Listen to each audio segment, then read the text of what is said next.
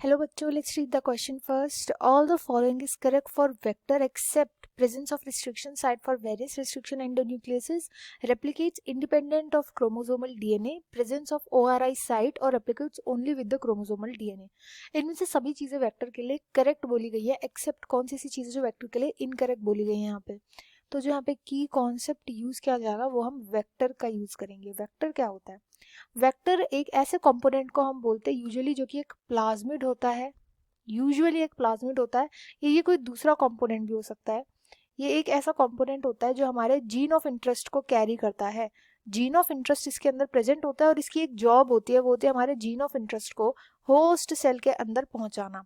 Host cell के अंदर पहुंचाता है. हो सकता है होस्ट सेल के अंदर ले जाकर के हमारा जो जीन ऑफ इंटरेस्ट है इसको इनकॉर्पोरेट करा दे होस्ट के क्रोमोसोम से. होस्ट क्रोमोसोम से भी इनकॉर्पोरेट करवा सकता है, या हो सकता है ये इंडिपेंडेंटली मल्टीप्लाई करके जीन ऑफ इंटरेस्ट से प्रोटीन बनवाए. ये एक फंक्शन होता है वेक्टर का. अब पहली बात यहाँ पे वेक्टर के लिए बोली गई है कि presence of restriction site for various restriction endonucleases. तो एक करेक्ट बात है, ये होना चाहिए, क्योंकि जब बहुत सारे रिस्ट्रिक्शन एंडोन्यूक्लियसिस, मल्टीपल एंडोन्यूक्लियसिस की अगर इसमें साइट प्रेजेंट होगी तो हम कोई भी एक पर्टिकुलर एंडोन्यूक्लियस को यूज कर सकते हैं इसमें कट लगाने के लिए, एंडोन्यूक्लियस को. और हम वही पर्टिकुलर एंडोन्यूक्लियस ले सकते हैं जिसके थ्रू हम जीन ऑफ इंटरेस्ट को भी इजीली जिसको कट कर पाए, क्योंकि जीन ऑफ इंटरेस्ट को भी कट करने के लिए हमें स्पेसिफिक सीक्वेंस पे कट लगाना होता है. और अगर बहुत सारे सीक्वेंसेस के कट्स के लिए एंडोन्यूक्लियसिस की साइट्स प्रेजेंट होंगी प्लाज्मिड के ऊपर, तो वो इजी रहेगा कि हम इजीली जीन ऑफ इंटरेस्ट को भी अपना बाहर निकाल सकते हैं, इजीली जीन ऑफ इंटरेस्ट को भी एक्सट्रैक्ट कर सकते हैं. इसलिए फर्स्ट स्टेटमेंट एकदम करेक्ट बोली गई है. सेकंड में बोला गया replicates independent of chromosomal DNA. तो यस, जो क्रोमोसोमल डीएनए होता है, सपोज मेरा होस्ट है, यहाँ पे होस्ट का अपना क्रोमोसोम है, होस्ट का अपना क्रोमोसोम है.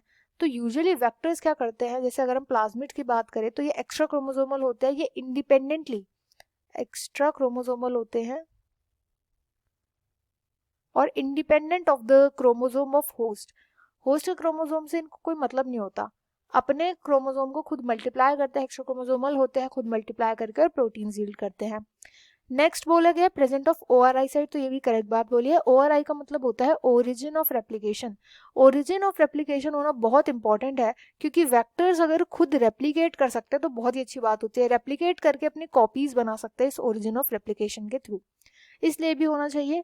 फोर्थ बोला गया replicates only with the chromosomal DNA which is incorrect statement. ये क्रोमोसोमल डीएनए के ना भी हो, अगर नहीं भी होगा क्रोमोसोमल डीएनए तो भी ये खुद मल्टीप्लाई कर सकते हैं. इनको क्रोमोसोमल डीएनए की जरूरत नहीं पड़ती, जैसा कि मैंने सेकंड ऑप्शन में आपको बताया. तो यहाँ पर इनकरेक्ट स्टेटमेंट जो हो गया, एक्सेप्ट वाली स्टेटमेंट हो जाएगी option 4. I hope you understood well. Best of luck and thank you.